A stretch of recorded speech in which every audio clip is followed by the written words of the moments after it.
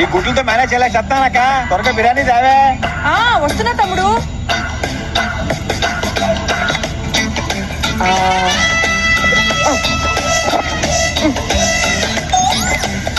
ఇదిగోరా, ఈ ముక్కలన్నీ వేసుకో. ఈ గ్రేవీ చాలు.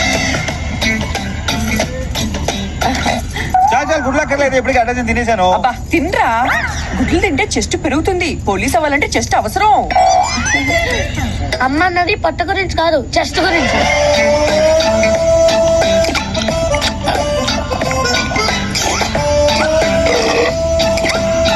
ఆ సౌండ్ ఏంట్రా? అక్కోయ్ నెక్స్ట్ ఐటమ్. ఇదిగో తెచ్చేసా. ఏంటి ఏంటి ట్యాంకర్ నాక? ఇది నాకెందుకు? ఇది కూడా వాడికి వేయి. ఎందుకంటే అలా అరుస్తారు. అరవపోతే ఏం చేయమంటావే? ఏం చేయమంటావు?